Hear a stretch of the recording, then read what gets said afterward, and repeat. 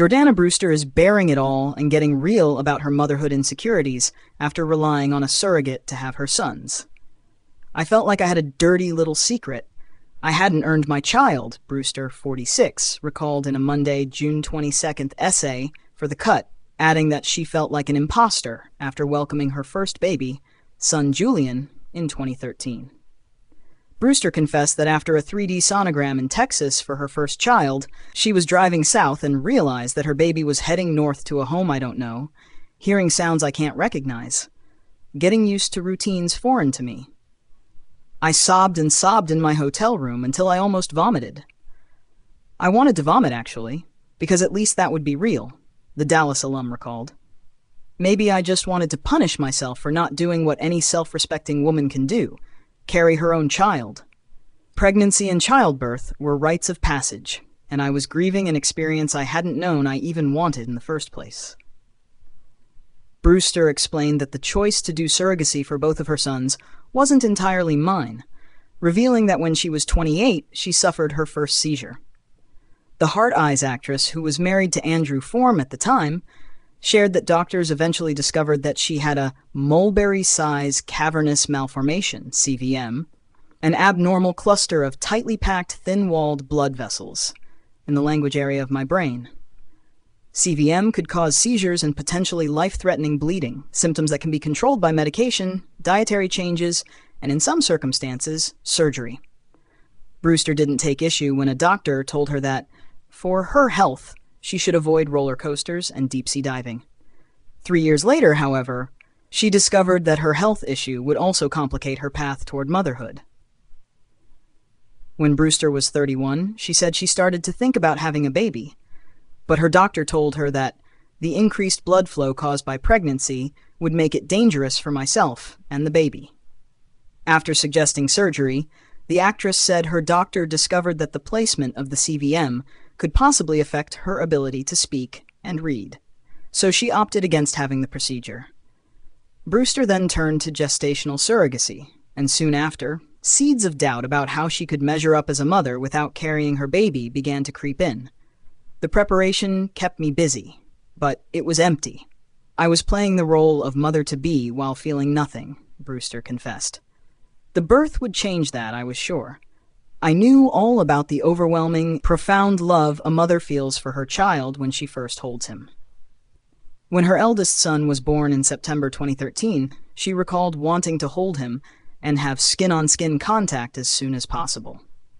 Brewster even pushed to take her baby home 24 hours after his birth, telling herself it was my turn to be a mother and I wanted to do it my way.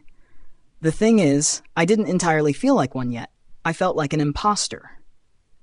She was hopeful that in time, something will click, and her maternal instinct would take over. But Brewster said the first 8 months of Julian's life weren't easy. When Brewster moved back to Los Angeles after working in Texas on a project right after her son's birth, she was excited to be near family and friends, and hopefully find community in new moms. The Pirate King star's shame and fears about being unworthy, however, were front and center when she joined a Mommy and Me group. She recalled introducing herself by blurting out everything that was on her mind. "Hi, I'm Jordana. This is Julian. I had a gestational surrogate, brain thing. I couldn't carry. So I don't breastfeed," Brewster remembered saying. I pointed to my left temple. "Jesus, Jordana," I thought to myself, "you are the embodiment of manic mama, anxious baby."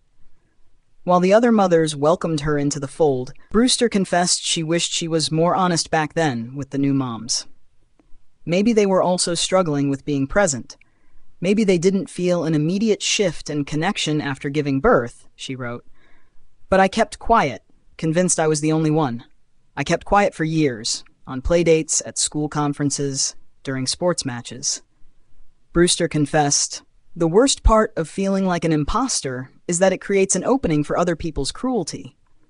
Noting that when her son was in kindergarten, the head of the school suggested she take off a year of work to bond with him amid alleged behavioral issues. Rather than consider whether she was gaslighting me, her suggestion confirmed my worst fear. Everything was my fault, she revealed. When Brewster welcomed her second son, Rowan, in June 2016 via surrogate, She had support from close family and chose to host a music and sensory-based class for 15 other moms, slowly finding her way. The shame dissipated slightly, she recalled, before revealing that 2 years after Rowan was born, her medication stopped working for CVM and she had 2 seizures within 6 months. After the second seizure, which happened while she was driving, Brewster knew it was time to have the risky operation. She underwent an awake craniotomy in 2020, shortly after asking her husband for a divorce, knowing the surgery was best for her family. Brewster filed for divorce in July 2020 after 13 years of marriage. She married Mason Morfitt in September 2022. 6 years post-surgery, I feel softer, lighter, she wrote.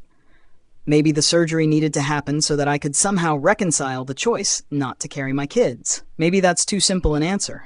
Maybe it's both.